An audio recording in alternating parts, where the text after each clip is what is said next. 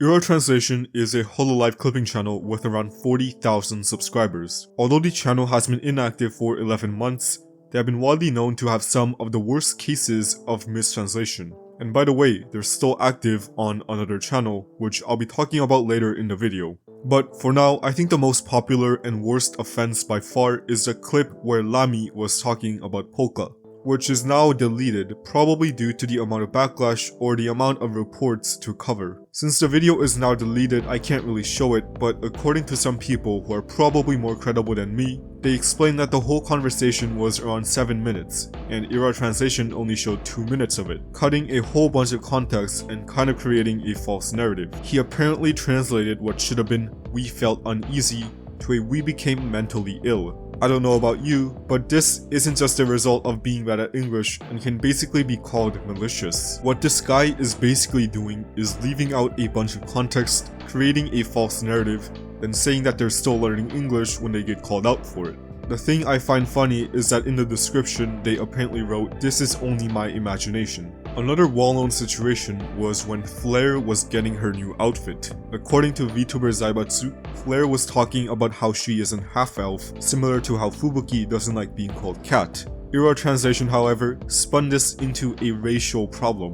And in their description, they have, "I can't translate what she said exactly." Now, both of these videos have been deleted, so maybe it was a genuine mistake on their part, by just some guy trying to study English. Even giving the benefit of the doubt, I think that they've taken it too far to be considered as just some guy trying to study English by translating. I mean, translating Japanese to English probably isn't even a good way to learn English in the first place. And looking at their titles and thumbnails, they know exactly what they're doing. As ridiculous and messy these thumbnails look, the person running this channel knows exactly what gets people to click. And people do indeed click, as they have over 20 million views in this channel. The biggest problem I personally have, not even mentioning the amount of mistranslation these clips have, is the fact that the quality of English is so poor.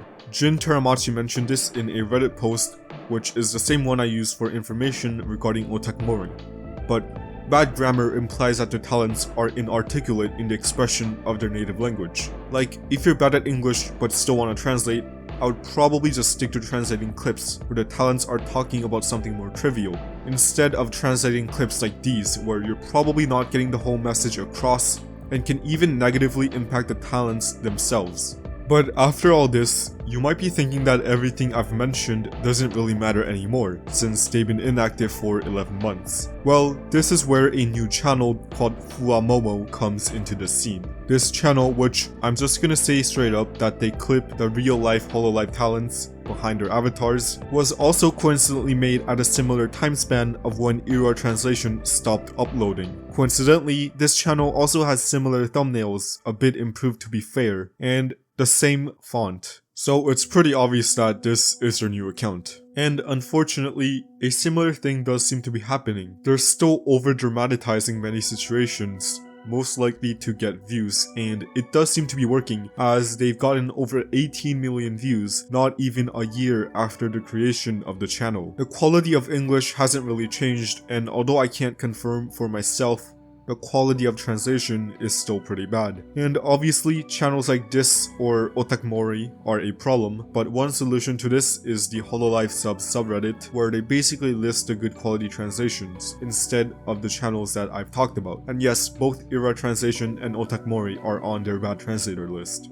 This is probably the end of my Clipper series, and although I kinda do want to continue doing these, as to be honest, a lot of people are watching it, and this series did help grow my channel, but aside from otakumori, Hololive moments, and Iroha Translation, there's not really any more that I can make a video about. Maybe Kami clips, but they're still kind of active, so I'm not really sure. Anyways, thanks for watching, and subscribe if you want.